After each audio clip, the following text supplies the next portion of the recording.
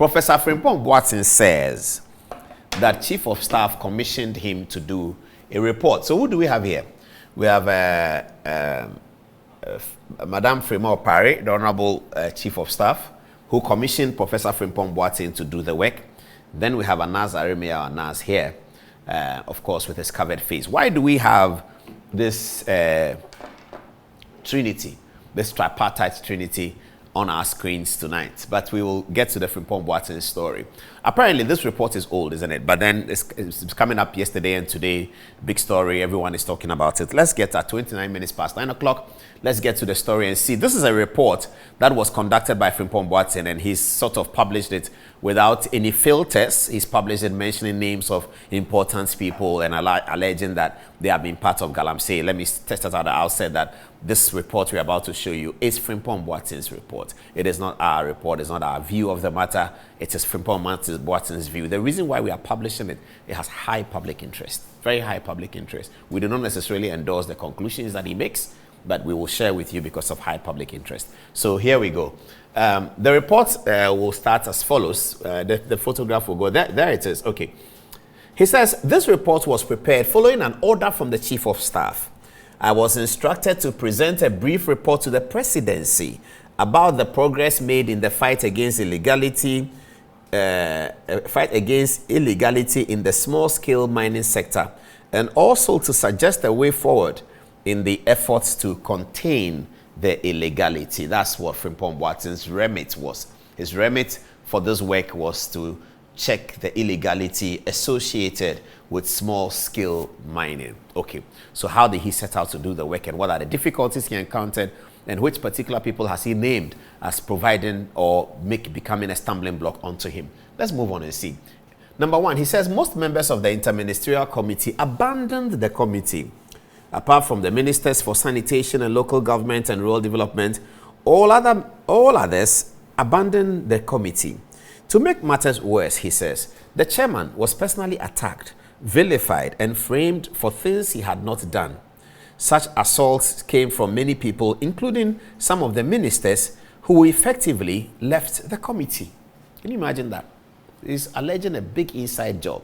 Frimpong Boateng is alleging a major inside job. He said the chairman of the committee, Charles Bisiu, was vilified, framed, attacked. We know that Charles Bisiu is being in court with a special prosecutor, alleging that special prosecutor has no control over him because the CID had cleared him on the matter. Frimpong Boateng is sort of defending Charles Bisiu here. He was the chairman of the committee, he was vilified, he was attacked, etc., etc. Let's move on and say what happened. Now, Frimpong Boateng also says here that some ministers who were part of the committee initially decided not to participate in the work anymore. All right, let's move on. Unwholesome behavior of some MP and government appointees. It is on record that the activities of some senior members of the NPP accounted for the anger at community levels. Honorable Joseph Albert Kwam, oh, he's my friend, Prof. Kwam. He's referring to Prof. Kwam. Honorable Albert Joseph Kwam, the former MP for Manson Kwanta, correct, exemplifies such individuals. This is a member of parliament for the Manson Kwanta constituency in the Ashanti region, and at the same time, member of the board of the Minerals Commission. Yeah, so what's wrong with that? Let's hear what he says. He, Prof. Kwam, used his position as a member of the Minerals Commission to acquire several dozens of large-scale concessions in his district, ostensibly for community mining purposes. He ended up selling these concessions to private individuals, including party members, for 200,000 cedis per concession. Well, Professor Frimpong Boateng does not provide the evidence of how he gets to know this, but he says it anyway. So we'll deal with it. We'll assume that he has evidence of it. But as I said, this is his view. It's not our view. We don't know anything about it. But that's what he says about the former member of parliament for Manson Kwanta constituency. The mining by party officials and government appointees throughout our struggle with illegalities in the small-scale mining sector. What baffled me, he says, was the total disregard of the president's commitment to protect the environment. I can state without any equivocation that many party officials from national to the unit committee level had their friends, PAs, agents, relatives, financiers, or relatives engaged in illegal mining. That's a heavy one. That's a heavy one. Illegal mining is not good. Polluting water bodies is not good. That's why we're taking time to look at what Professor Frimpong Boateng says. Whilst we understand that the Adom-Otchere pattern rule means that the people that he has mentioned have a say, so we do not necessarily agree with him. But because of the high public interest, we are sharing it with you. It says, he can state without equivocation that party officials from national to the unit committee level had their friends, PAs, agents, relatives, financiers or relatives engaged in illegal mining. Okay. Most of them engage Chinese working for them. I am not referring to party people who had their legitimate concessions and were mining sustainably as they were instructed to do. These are appointees in the Jubilee House that are doing or supporting illegal mining or interfering with the fight against the menace. Examples are Lord Komi Oblite, my good friend, Charles Niteku Tego, my very good friend, and Frank Asiedu Bekwin. They call him Protozoa.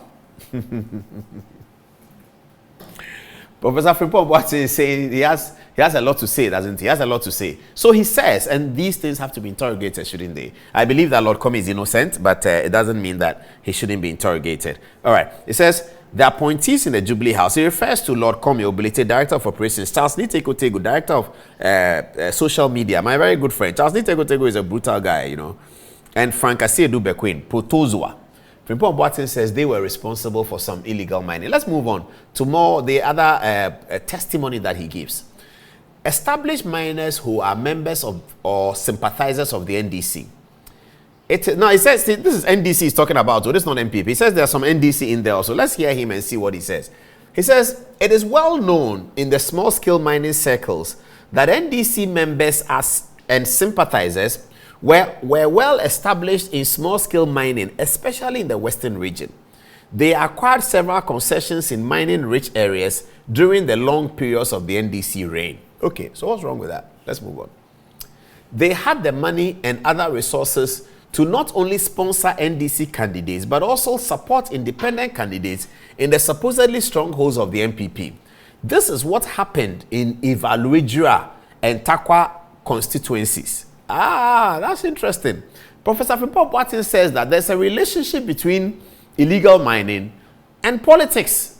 And he's saying that in the Western region, members of the opposition National Democratic Congress have complete control over the mining concessions there. They do the galamsey, and they do the galamsey so well that they are able to find NDC candidates, and where the area is an MPP stronghold, they will put up an independent candidate for the MPP to lose. That's what he's saying.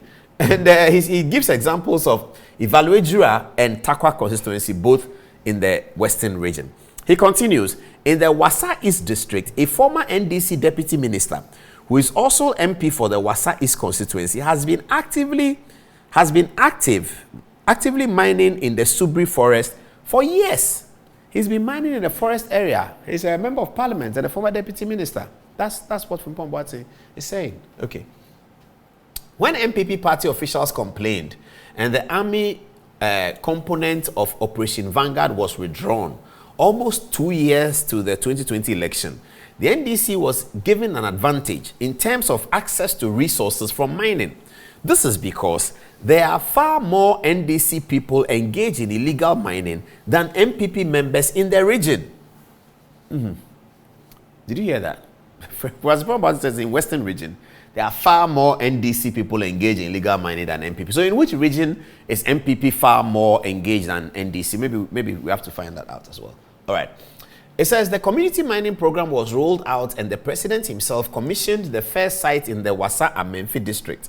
The community mining project was well subscribed and it became very popular. However, the Ministry of Lands, especially after the appointment of Honorable Kweku Baako, became hostile and antagonistic to the program.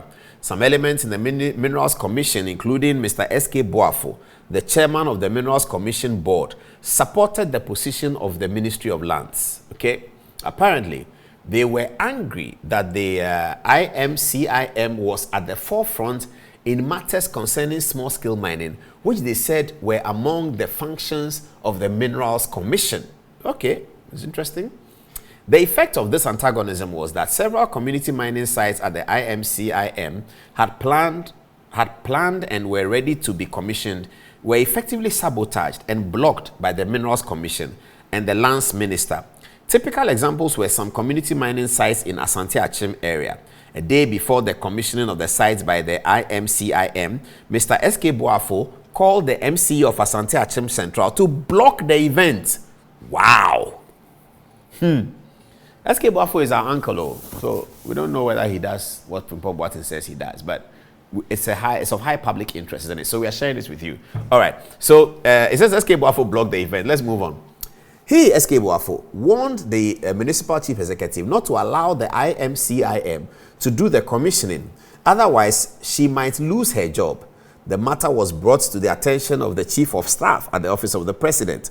The chief of staff advised that we work together, but that advice was not heeded by the Lands Ministry and the Minerals Commission. Adom-Otchere, many Ghanaians will remember the name C&J Alaska, a mining company co-owned by Adom-Otchere and a Canadian national called Simon Arman. That caused a lot of destruction in the town then known as Adom-Otchere, near Diaso.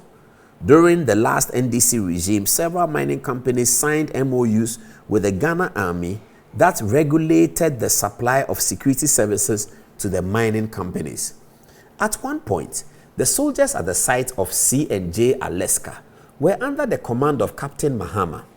This fine army man was killed whilst providing security for Adom-Otchere and his C&J Alaska.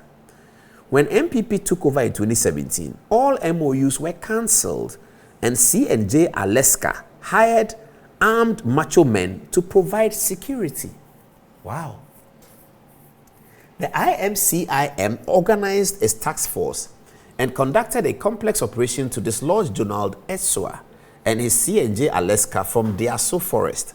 The jubilation in the communities around the concession was ecstatic. Naturally, Adom-Otchere and his friend were not happy with what the IMCIM had done.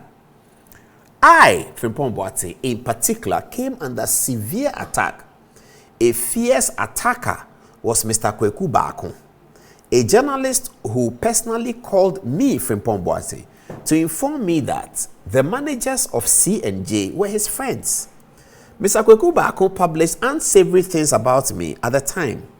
Having been dislodged from Diaso, Mr. Adom-Otchere formed another mining company called Imperial Heritage and managed to get concessions in the Krobo and Apaprama Forest in Amansea Central District from the Forestry Commission. Interesting story. Viewers, pay attention. Let's move on.